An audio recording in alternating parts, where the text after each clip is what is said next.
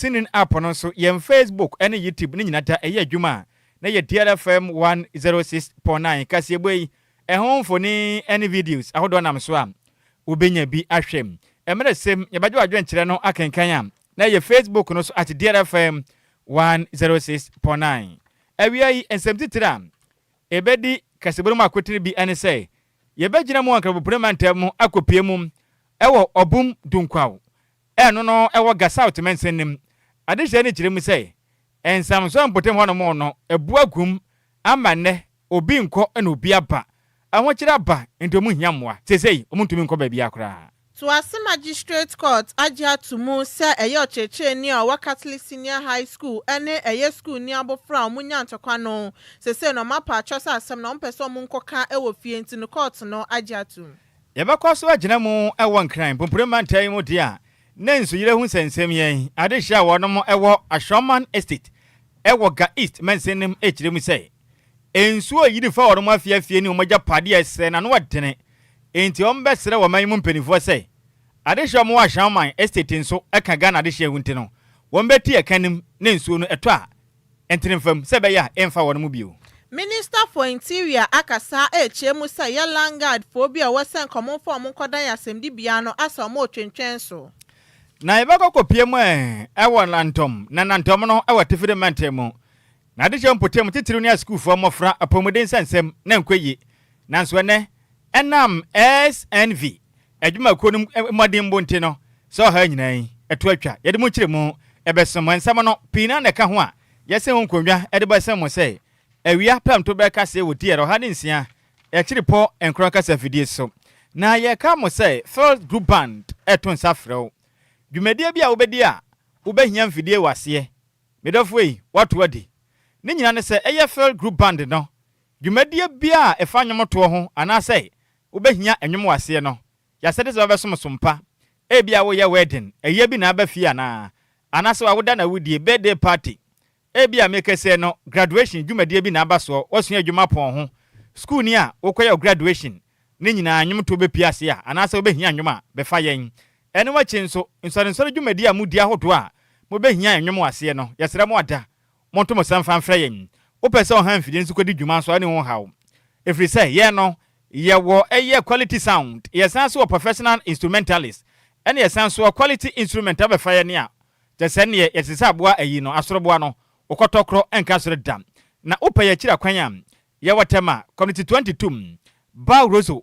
inside one yebutum ya homa na 0242 965 391 0242 965 391 ana 0541 149 741 0541 149 741 Insu papa dia noa ani Lumba supan so edi afa fidie mu aso ne sokroje ye de mani peduano na FDA so Agyei Tumu se eye ntu pe insu papa dia en de bomode asa onsa beka Lumba supan ni bi na wo bank na pupni mantem hanuma ye wo so distributors bebre e wa ha madam abanya meche e wo dansoma sanso na mama Vic e wo fanko okoda koma so abra kwa me apie mu wo ho do wenya madam Edith Kusi anapokwa so oduma senso na na sechere e wo ho okwa ayetema anti Emilian so apie mu e wo honom ashaima na ye madam Patience ani pegi mami business center so e wo honom a okwa samia ye we ya onsa betimi aka Lumba nsupani bi na emom se opese wo de wuntu ni dodo enton de afrempenifo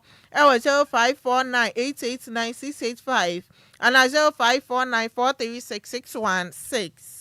Akenka for ben no yese nkonwa ebesem awie no edi ameje so ye wofa ose Adeoyo the one at Nhyiraba Kwadwo Sammy B ma wutedin ene bantwere bonana otafrija mene Adjoa Agyei Sikapa ye da ye ho ye ba ye de kasebo no enchire mu ankasa ebesem na sa na no me wofa se rose gold wosi di ye kasebo no eye de ba dia Wadama ebana nsempatie amamu nsem dia kasebo de hinta nyina aha ne pa hontama DLFM 106.9 kasebo no nie aha ne nyina yetie DL News.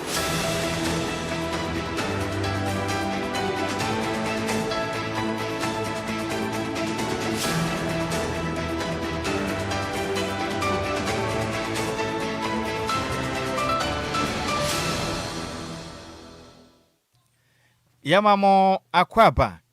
afi tumrike na hia yen ewo Facebook na afinse YouTube ne yemfa kasebo no echiri mo ankasa ensemo yensha kasebo na se emfamfiri enkran pompure mantai mu dia meka say yenyina yenim senkra pompure mantai mu die senso yen yi na no na eto akese de a na kyesa asoche aba ade hye pi bebiom de omutire beto na yensem pi ewo nkra hanom eduba bi mpo a ene ahye ntumi nko enam akwan a ensuo yiri fa so nti na saa nioma we gusu akoso awamfie pintam ni a mekasa fi we nso ensuo no amfa ncha de hye a ya wankran ene mamia pi ewo mangina mekase no ewo nkran mo premantam no ukopie mu ewo obum dunkwawo wonmo wansamso anasa brigi won potem hono mam eno no dade kopie mu wo obum domiabra eye mansini mu nyina na mo kire mu sei ensamso no empenifo ameye interaction na gazo mbo ho mode keka o monsa asen kakra nkra gege ntoboa ena wonom ede yensamso no na nsonso atutue no ano aye dene na nam sade yensamso na ho odente no esua etinso na etona no ya dente no atumi atwe ade afansamso no mekase nsamso no de ne nyina da nsuo na asa ne kra amaze sei ade hye wonom wodu nkwawo domi abra obum ene potam de obi nko ena obi aba ade hye ne kirem sei ama ho kire pa na abai school fu a wonom potem no mamuko school no ensamso na no mfa so nanso na msa senti no nsuo na yiri na nya ade mpo a wobetumi kura fa nsuo num agye so obi digutwa enti aba mofra na so aye hye adwumayefo aso aye hye akwantufo obi nko na obi aba so maka nsuo agya enti amba sra mese de aduro no sa aba ya meboa wonom amaye ensamso fofora o ma setrem baye den pam emra moje mre ede o makosem eto di yensa ntwerefo anim ena wonom kire mi sese amekasei enam samso na ebuo ni nteno so obi pese wotwa nsuo no kɔ nsuo na gya obi gina hɔ no ma obaji usika na manye kura no 50 Ghana cedis anasa 100 Ghana cedis wobetua wobehwe na obi gide pa na kwabanet amnato no kɔ ho na ne nsada no to ase na ɔde ne sen ede adea nsuo ba kɔ ho nsɛm ade hye kirem sɛ ba ne sa pɛ na sɛ nipa bi fa ho de bronya ewe krakras nsuo kakado ne yankutwa 100 cedis ndi da kɔ nipa dutwa 1000 na sɛ ne botoma yɛ de sa ma ho kire no ayɛ kɛse dodo ade hye kirem sɛ yɛ kɛse no eduba bi mpo a kire sɛ ehye ngina bia lolly station bi ni honom sukuu nso bi ni ho ensamso do ma ho de yɛ nso na ebu agum to mbɛsra ban sɛ yɛ dia no ayɛ den afi bia nsuo to asa na esi ne sɛ afi we dia no dia no ayɛ den too much inti abrambrem titiri ne ya maame vice president ya maame Jane na opoku ageman wo ka bia wom o masra wada obadan ne de na di na kwaboa de hye wo mo go opum dunkwaw ene domi abra visa setena no emu ayɛ den Ghana mampeni nya papa John Dramani ma mo down if you said yakoso no ahoche na yakese dodo so ko school so ton ade untumi nko ba bia se na wotwe na so nte ya obehye fia na wotwe eti yesre ye MC ene NPR ha se duka gasav yesu ye hiamoa yesu ye kagana fo ho ofre moto na omba nti yesre mo mommoa ye ne aka nsu echi ye de wika ma 50 cedis 100 cedis anapa nsu start ye ne aka echire mi ye gira ha ka ya ma nti mommoa ye enya sam kito we wa do cross 50 Ghana ansani ya kroso ahwese ya mako school omo bede kura na aba omo ntimi mma sese atu ya dwendwe enso ni mu na ye mi free ha mi gina mi koko tena me ho na me ra ho na mi nsu ya ra ho papa ha setena aba me hwe yen na Jane yesra no ya maame ene ya president sese ya mako school omo baba ye ni nsani on ba ya omo baba ye ku ni mi ko eduma afa na omo akefie nkankan po ye ni station bia wa ha ya pa mo cho mo behwe ya bridge ni ma ehia ya mpa so no eto na bridge na jiri yentumi nkwa bebia yentumi nya ye ho hwi ye ma no nyina wo fie ye ebedi kura aboye ye sira jomama ombo ye ni school su wa ha ye sira jomama pa se ne ye bre mo hwese na nso no aye yentumi nkwa yentumi ye sira mo ho ya mabodu kwafo mo ho ya mabwa ne ya mabo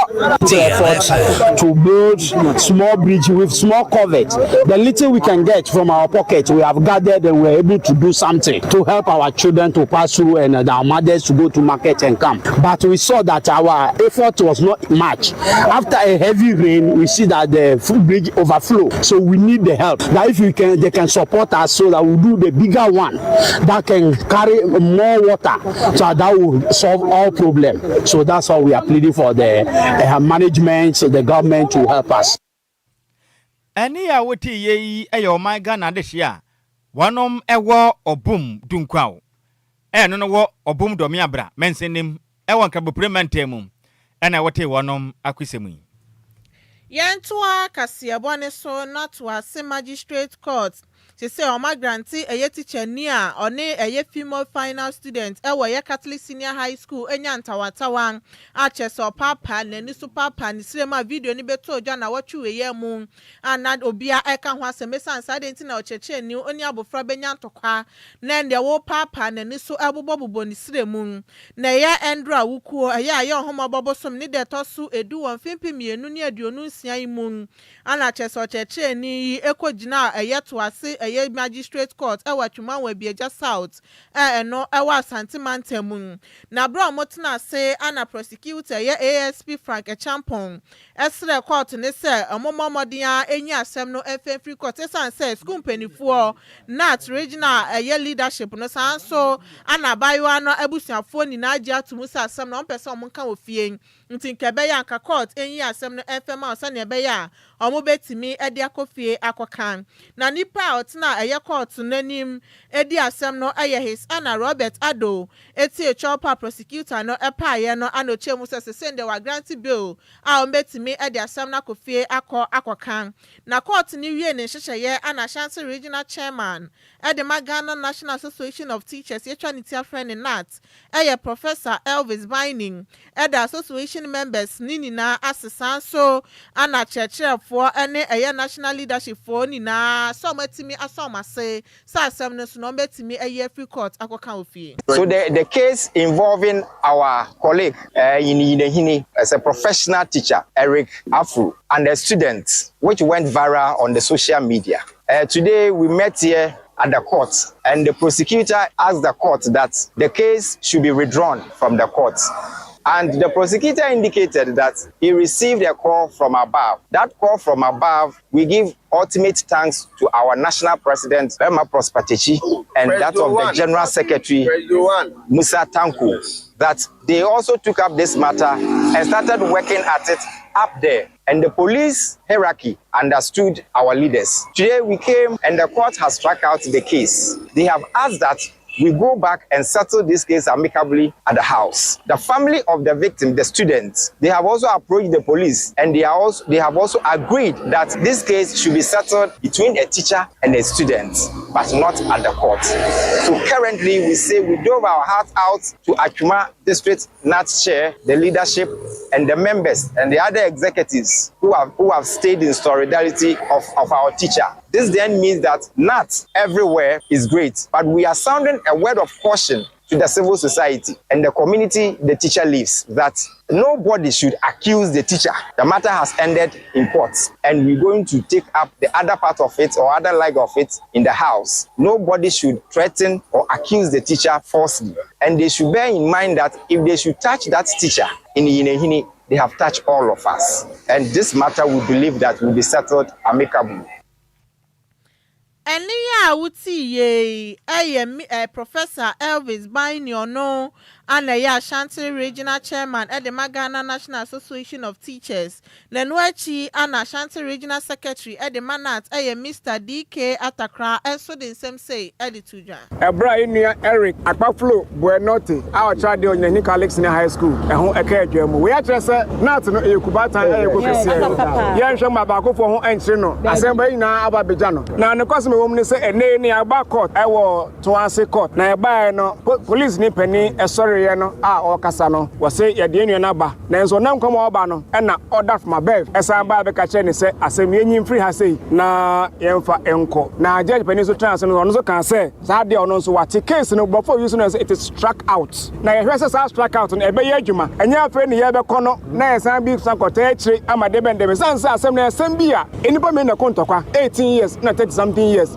adan nti na ɛkye baako egya baako ɛno bɛka wɔn sɛm akyire na sɛ sɛ na so yɛ struck out de abɔfo no mente ase na mente sɛ megye sɛ ɛkyerɛ sɛ atwam di ayɛ sɛ atwam bɛyɛ pa teacher no ne ho bɛfa no ho di a obi amfa asɛm yansa ma ha no bie mu enti dɛm nyinaa ase enim sɛ saa bere kɔ teacher no wɔfa no ho di a asɛm bi ama akyire nyame sɛ mu nyinaa DLFM 106.9 Eni ya wuti ye Ashanti Regional Secretary Ede Manata ye Mr. DK Atakra na manibo ye nsɛmtwɛni Samo Foyibu ate na different santimantemu ebesomye. Yanto akase ebo no so na yenyina mu ewo nkran pumpremantemu vise nkran ha no nsɛm no abo apeso pase diala wa dwumadie no na enyasem kumo tesi amekesei adehya wonom wo Ashaman Estate ewo Ga East mensenim wonom uchire mi sei tesi amekesei ensu ahodo wa eto wo mayi mu no a eyiri fa Ghana adehye no adehya wonom so wo Ga East mensenim ewo Ashaman Estate wonom aso ayehye bruta omu uchire ma sei ensuo na afo magya paradodo na adekɔ omo fiafiem edu baabi akrobra na ipiem po afia bonten na ye den ma wonom omo kyerem a ensuo ahye ase etwe no ha pa ede bra wonom no ano ye dene na mtutu se contractor bi eyi kwan potem ho na dwumade a wodie no ene nsamso bi a woye ena kofa ho wa ntesa de aba adehye ne kyerem sei ene gates ahodo potem ho no mo dodo na mo asisi empanifo enhwe nkoyim intinsuo ne to a edu baabi anya baabi mfa na ne buafu na ndam tweetim sesei eka hodo wasisi ente no ensuo na yikwan e de ato mafiafie mu a edu baabi mpo a kwase wo da kora enyeye chese bi mu kora ka se kirem sei wo muntumi ndawo ena mada ne dabo awa Ashaman Estate efri sei se wo da no wonim brako ensuo no beba yira fa wo intu de kakra na wasode ase obi ade wo ba akware sebe na bofa ne tibe mu eden inti na bofa ne yesi wo da wo muntumi nda why Nyankopon ketwa wote ne nchen kakra sa wo da na wani abodwe na wasan so de sa na ekoso am omo san so sore ha ma chenwen enam nsu a eyiri ko mafiafie mafo magya pade nti omba sere de do no kona na waye dene womba sere ban sabi omo bisa sei ade hia wonom wo Ashaman Estate omo nya Ghana fio bie wa nam ebi mumfie ko be yamfinhia aduokron aduowotwe omo atua to ama oman mpanifo sei omo mfa ntoto ne yama na omo atetrem konkan nanso ene omatua atua na sensuo beto ayira fa wonom tia omodwe ho amonte ase omaja ajapade ye pia ahyen ena anema pika ho a ekro na ye wo mo pam intiamba sra ban no nim yada onfa gyehyepa enfa ngwa kwan mu na wonom kan hu ni sei ade hye wonom wo Ashaman Estate e ho na mo sofo no Ghana for this year. When it rains, it's drastic. It's as if the water is angry. It just comes at us, faces us like river, and it just destroys everything. Once it starts raining, you can't even sleep. You can't blink an eye. Yesterday, we slept around 3 a.m. By 4:30, we were awake. And I mean, you don't have peace of mind to even sleep because you are scared. What if I sleep and then the rains come for me? Everything is soaked. As she's constructing the road, we are happy she's doing the road, but then she shouldn't just say I'm doing road and then use it to score points. As she's scoring the points, she should finish that work that she has started.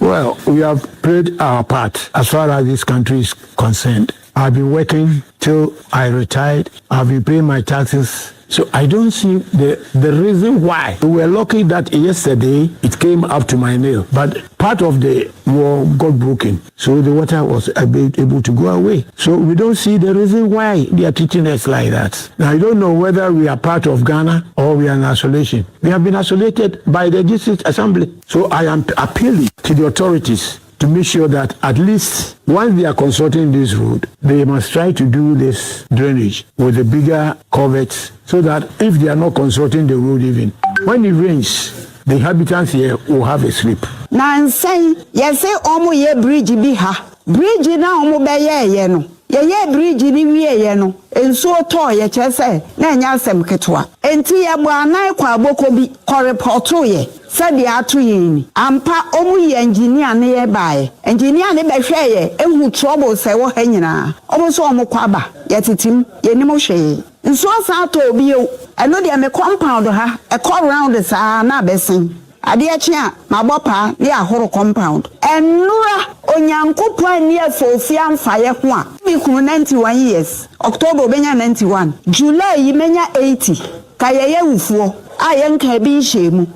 DLFM 106.9. Weyo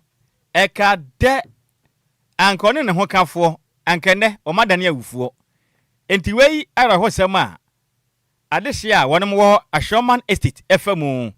emu nkyere mu na wiei yede asumwe sikana ede asa ede ade oh anya bibia oni nikunu wanya 80 something nikunu so next month wanya 80 nikunu benya 91 years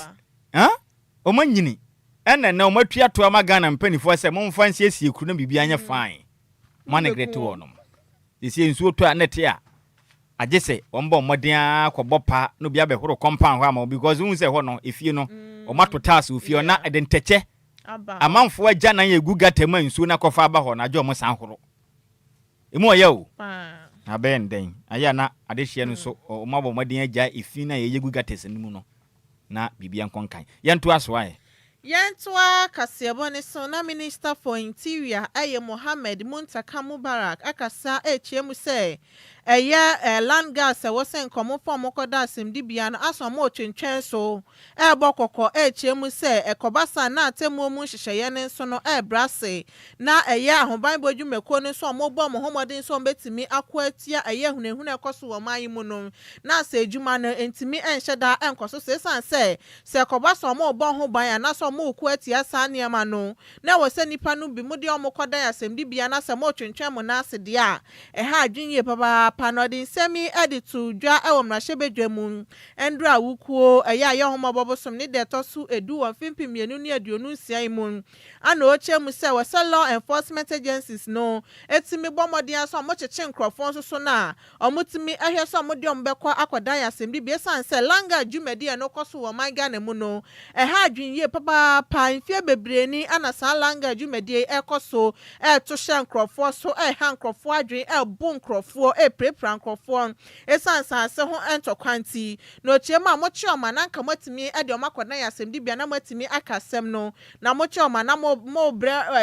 court ne hyehyɛ ya sesa ha adwen nti omomodin aso betimi de langard for no akoda ya semdibia sa ne be ya basabasa ye ntokwa ane prepra ne to omoto hye nkrofo so no eto ebetimi etwa the arrests and prosecutions, and we've been liaising with the Attorney General's office, except to also admit sometimes the court delays. You present them before the court, there's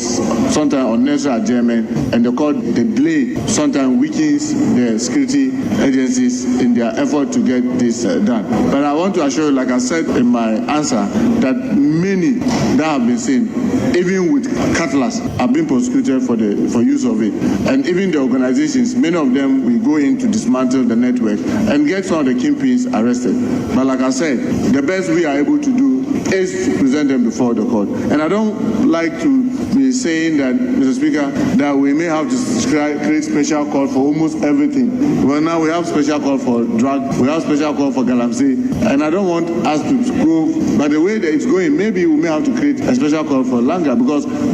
the police have created units in almost all the prone areas, anti-galamsey units, just to focus on it. But when it comes to prosecution, sometimes there's excessive delay. So that's the only challenge. Other than that, yes, they are up to the task, and we seize the weapons. And sometimes when we get the weapons with them, we seize them, we charge them on multiple grounds. One, I'm fronting on the Act 1036, which is the Anti-Galamsey Act, and then holding unlawful weapons. So, Mr. Speaker, yes, we are doing that. Thank you, Mr. Speaker. Minister for Interior Mohammed Muntaka Mubarak. Yantwa Kasiabone so na yemfa ya ne kire o man Ghana ya tifedo mantem num na yenkopie mu ewo nandom na de hye mo nantom mensenim ahokyere de o mafa bi mu pa titiriw efa ye na tenaye ahoanhu siesi ahunidi hu sensem enkwanka ne ba kopram edu ba bia mu nya nsupa ennom omane mmoa ene che nsuo nom apemfo edum pempenso na mo ekware sabia ajeso mo fa bucket esensuo e de kware sabia fi so obekọ hospital ho na sa ya sabia ho no ne nsuo ni ho nom edu pempenso a ene be hu se nipa ene wowo ene mo apia omutumi ku nipa je nipa krefre ne nsem ene de aprepre sebe ya ombetumi atenase na omabo mo nkwa ho ban na tesi ameke sei nsakere ya bam ne nyina ne sei eye all phase 2 HFA 4 project bi a ombo omode di ano a eye SNV Ghana na mo fa ho ka nyina mitema omode abadwumade am eye Leona M and Office Henry B eye Hamsley charitable trust na omode afa dwumade wo hu ka wono mo aboa me se ameka sei o makosi nsu papa boho papa bi a je se won no ma adim se yes unum nsu ankasa ene wa chenso o mo kiremu a mama mu nsu papa o matena ye nso o maboa siesie ho no mo kama se ameka sei no ama hoto aba ho no no nyasem kuma enipa pin so atumanya nsan dwuma ema dwuma koi edisika botene de so o masene a ama se impunto ahyase a ebe wo no masetenem na akopie mo nantom English and Arabic school no mu a edu ba bi pa hunide hu sensem enko kan ba akopra mani pa no mo frɛ no mo school ho no mo no chese do mo nkwa etu asane mu kura na school for mo fra na edu ba bi a edam bone o motim ejene ba jese do wani hwehwe ebi ni hompo jese enko kan ba akokra edimo fa ni kwanwuram na mo modin akogye o manan na mutumi kwadwonso eba ne sa na owo na afinyanya nche tata wonom na headmistress edema school no eye Aisha Ibrahim echiremu sei edum pempenso bi mpo a emofra no kwanwura mu a na wowo ene nyanya nche ne mmoa omuhu ohu etata wonom eba ne sa pe na mofra ne kwada sem na wedi nyama ya do menne omafiri afam ejapade school papa o monsaka ene jane abia monsaka na babo o mopa odin sem sei etu sentwafo anim. There was even a day a crocodile had to attack an animal there when we were sitting here. And because of that, we were always in fear because we don't know what will happen. Should these children, especially the KG, go there, anything could have happened. So that was the situation. We were always in fear. We didn't know reptiles. When it rains like the place gets flooded and because of that, there are reptiles around. So it was that bad. And the bush was the only place we could use. Ani ya wuti ye ono ana waya head mistress at the Manantum English and Arabic school no the day at the Madam Aisha Ibrahim ana watene nkan na no wachi ana school for mofra wanu mko school e Nantom English and Arabic school no echirema oha o mofam ne de emenum nukure ni edosum na form 2 student Abdul Samed Mohammed echirema du ba bia chese mu kwanwuram ekwaje omanan ekwadwonso a chese emwa bi atata wo no no wadene wo ne ade a ehu pam eno kire mo fa ase ba kwanso ndidi eye Abdallah Khadija echire mu sei chese hwe school ho no mo pa ba bia mo fra no mpo omo ye maye no bi bu ni sempo besiesie ni ho bi ni ho nom chese janabia eni ho ahoche ne dosom na bofra bi bu ni nsa ne wo kofi a o ma school ho biu so bu ni sempo ne sei na wo twe no ba wi a obetena fie firi sei okosko no mani mugwase abeka ne nyategwa titese yakopo ya dom na wono msaka school foforo ana afen so bia ya mbetuma kogya omona no omani ajepa. We finished eating and he said he want to go and urinate. Yes, yeah. We saw a snake. We used stones and throw it and the snake died. If a girl sits down and gets up and the dress is all, the person has to go home and come back. And sometimes if we go home, we don't come back again because the way to the house is sometimes far. Etimo fa se fo amofra wanom eco school ewo Nantom English and Arabic school num ana wate wanom akwesemi na eno achi ana openipon ye project manager adima HF4A the second phase 2 Teliza Swansea bafo echirem say ewe dwumade o madie no won pese o moboa na mafra no titiri fo ma hu sesiem ni makon kan sa bafra bebu ni nsa keto a onimu no ho asiesie no nya ba bi nko siesie ni ho school mu hode ano edene eno wa chenso mafra mo kwagya na bia so ewo nwuram ni ade a ede o mo nkwato asem nti nene aka o makoma eye empenifo no moda HF4A phase 2 akwaboa ne emofrei ehun betuma ha wonom ye maame Taliza Swansea Powerful the same thing. Basically, the intervention seeks to ensure that children, especially under 15, are living in hygienic conditions at the household level, and then also at the community level, and then also at the healthcare level. We chose this school because we realized that there was a gap when it comes to access to sanitation. It was affecting learning, it was affecting school attendance, especially for our girls. So basically, to ensure that we are improving learning, we also ensuring that our sisters or our daughters are protected, and then they have access to wash service delivery. That pushed us, or that encouraged us to work with the Ghana Education Service for NANDOM to intervene and then construct this infrastructure here. Ani ya woti ye ono na ye project manager edema HF4A phase 2 Taliza Swansea bafo na wote ne kan na no wachi ena de sha wonu nya adwumadie hu emfaso ye maame Janet ye maame Janet ono na Mama J Enterprise ne dia na okire ma wa filia fam brutam ekoi atumi amanisika bosia pa na filia fam ene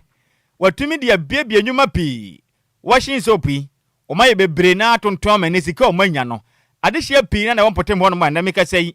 ena wadwuma kwesu nti o manya o musa ne dwuma nti o modo o mase pa na de o maye no yankopon ene be hira wonom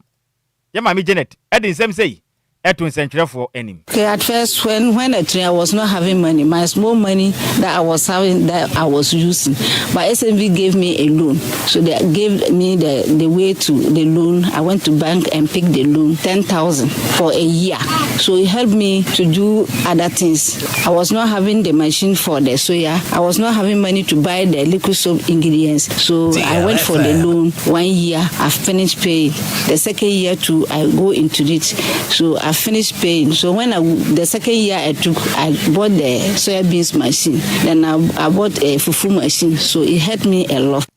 Any abuapa, any awiti anything at the Janet, or no, and Mama J Enterprise, any dear our Nantum, Crudian. Yantwa Kasiabone so na National Identification Authority for any National Health Insurance Authority for Akabomu Eden Sama Tuja Chemusa Yadi Omosha Ghana card registration exercise I say Edi Amamo from Wedding Frisiano and Sia Ekosi Eyedu 9 Ewe Tifido Mantemu na Yadi Jumedi no Ebesha se ne ya wo eya ye homo bobosum ne de tosu Eyedu baako Ewa mfimpi mienu ni aduonu nsia ma no eka Jumedi omudi unsa ne be ya Ghana mo France no ebetimi aka aya National Identification Database ne ho na National Identification Authority for akasa ye HM se eyade o mawie sa adwumadie we bia ewo ye voter ni otimantem nim enu ntino sese no madu atifidu mantem no mo bomode ahe sa registration ni na na ye mo from edin fisha na esi akosi du 9 no omo so no ebetimi ayebi no mo be ombesha ase ewo public and private schools ahodo no ewo atifidu mantem sani ebe ya mofra ni na so no ebetimi a register bi na mo be sha ase anopa no wotwe ekosi eye numre no num nti mofra amadi mfirihia no ensia ekosi eye du 9 ni na watifidu mantem no omo show mu Christ omo momode ahe so omo so no omo betimi aye registration ni bi na se won kon start enko school dia ubetimi akwa registration centers ahodo ni bi so etimi akwa akoye ana post school bi ebe won ubetimi akwa se na ebe ya ombetimi aye Ghana card no ede amount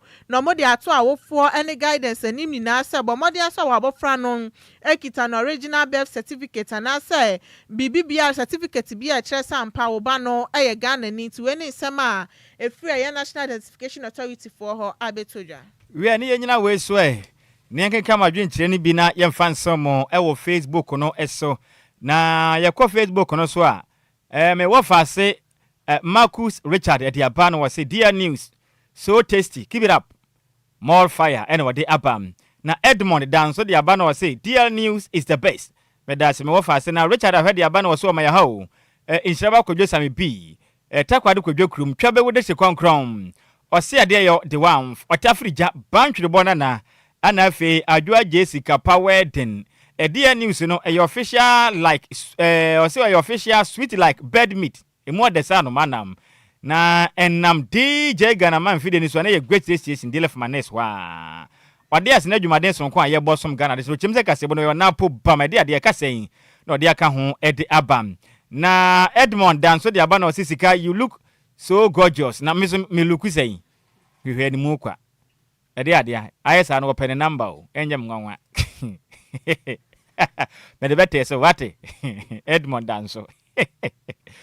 Kofi Parliament de aba na wase nyaminhira oman konkron Ghana dear news here live edifi agona bobikuma apa Kofi Parliament ni na piaga de aba na wase here live edifre achem asafom na Simba Madresta de aba na wase omaya ha o wachaye nyina no monitor news no live from Tamakpon Esogre waden chaka se command boss tender or United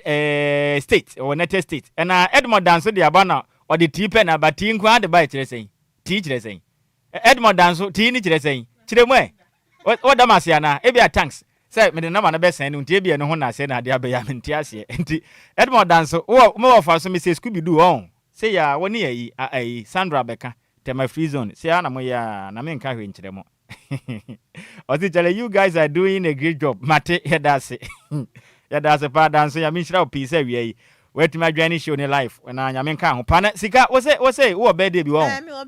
Bonitonian son and Adjoa Sikapa. Happy birthday way call my boss lady Debbie Oka a premium boss ladies group on the way every mo president we help me na hono chema happy birthday shunku way and call my boss lady Debbie way every members and no president nini na hono mu chem se nyankopon sha na onya okese o ma kwantenten ne ahodin ani sika ho efedodo nti nyankopon ehese sika nso de bebre ebetimi aba boss ladies na wona we on president me pa cheda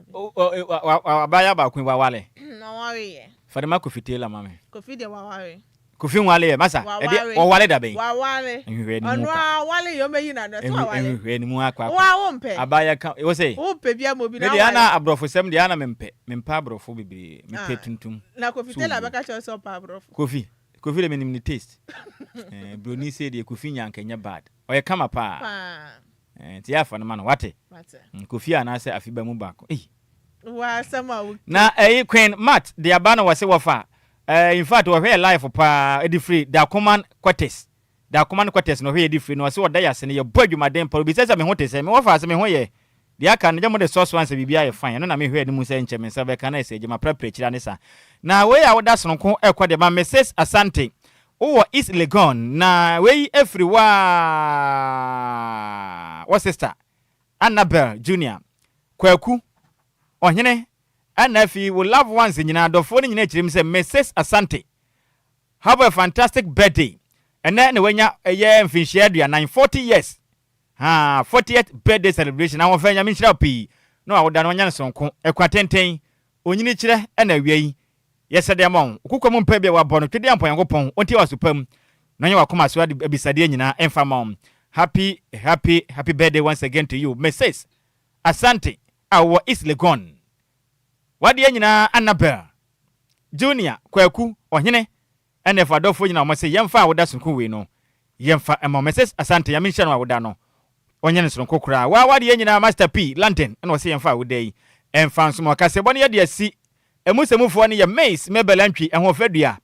na ni aba dejedeja na tremi na de sese kira homa papa bi waseda ne ja ejire da ne simu kama ya me ya adoma kira ne birthday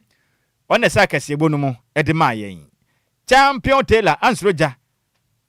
otunu 2 hours e wa korabo ode ekopie mu Facebook and FYT makase bono unya bi hweye DJ Zigibi echinchim kasafire mfuma dusum ya wiyi akenkafo ye banu 2 edi ameje so yo wofa ose ade yo de one at Nhyiraba Kwadwo Sammy bi ma hotedin ane bantwere bono na otafrija meni mo fa seba Adjoa Agyei Sikapa ana hotedin ene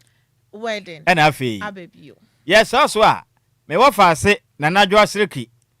na pamfo ombetena se na wona mo de dia adwumadie no aba besoma na ye wadanti program le fani sen ya wada kompon ate na Adjoa ena besoma o mu nyina moniti a adehye midimafo